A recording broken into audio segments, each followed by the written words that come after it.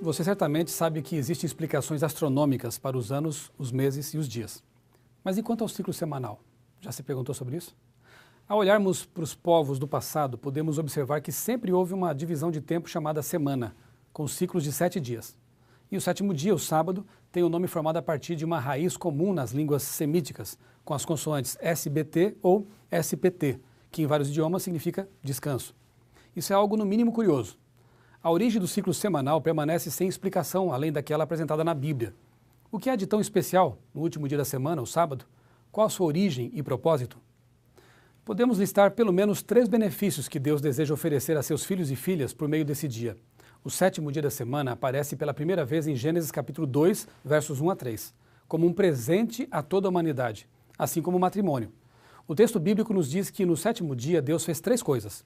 Primeiro, descansou de toda a sua obra. Segundo, abençoou esse dia. Terceiro, santificou o dia de sábado. Evidentemente que Deus não se cansa. Ao contrário, é Ele quem renova nossas forças. Então, qual o motivo de Deus ter descansado no sábado? É importante lembrar mais uma vez o princípio ensinado por Jesus Cristo no Novo Testamento. Ele disse: o sábado foi estabelecido por causa do homem, e não o homem por causa do sábado. Como um pai que deixa o exemplo para o filho, assim Deus estava ensinando ao primeiro casal, criado no dia anterior, qual era o dia específico para o descanso.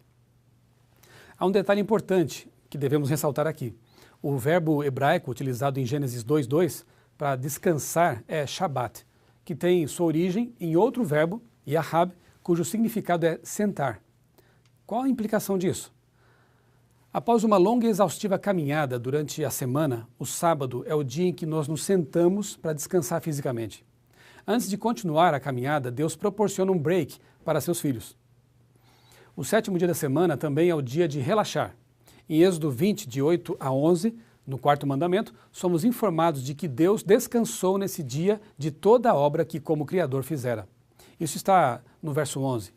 Em português, não vemos diferença entre a atividade de Deus em Gênesis e em Êxodo.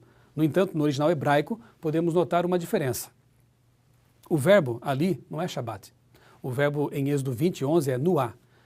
Não se trata de descanso apenas no sentido físico. Nuá tem a ideia de tranquilidade, repouso, relaxamento.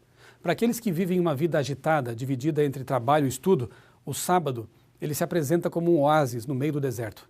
Não é apenas um descanso físico, é também um descanso mental. O terceiro benefício pode ser encontrado na última parte de Êxodo 31, verso 17.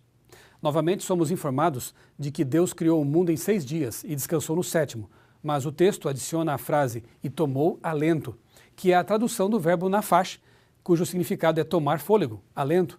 E é bom lembrar que esse verbo está relacionado com o substantivo nefesh, que significa pessoa, ser vivo e vida. Qual a importância disso?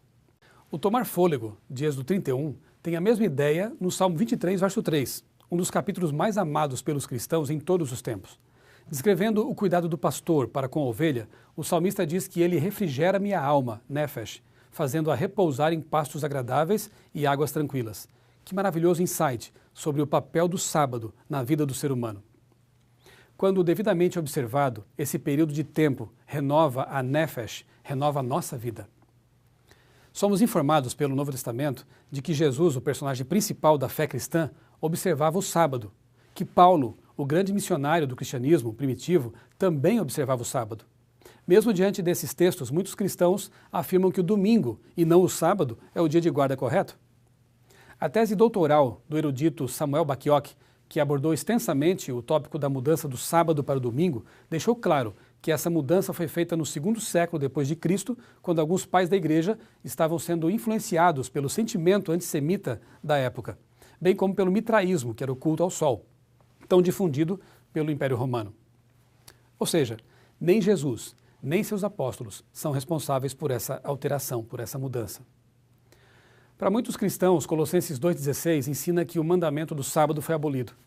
Nesse texto, a expressão festas, luas novas e sábados, retirada do Antigo Testamento, se refere a todo o ritual do santuário, principalmente os sacrifícios.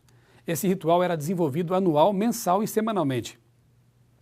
A parte que diz comida e bebida está relacionada aos rituais do santuário que envolviam esses elementos. Em Colossenses de 1 a 3, capítulo 1 até o capítulo 3, Paulo fala de que Cristo realiza nossa salvação na cruz e no céu. O santuário era apenas uma sombra, um símbolo daquilo que seria feito por Cristo. Portanto, esse texto não diz que os sábados foram abolidos, e sim que os sacrifícios desenvolvidos no santuário, nesse dia, esses sim, foram abolidos. Resumindo, o sábado é um símbolo preciso do que é a salvação. Em lugar de santificar um local, Deus santificou o tempo, e o tempo sempre vem ao nosso encontro, semanalmente. Da mesma forma, temos a garantia de que nosso Deus é aquele que sai ao nosso encontro quando insistimos em viver longe de sua presença. O que impede você de desfrutar as horas tão abençoadas do próximo sábado?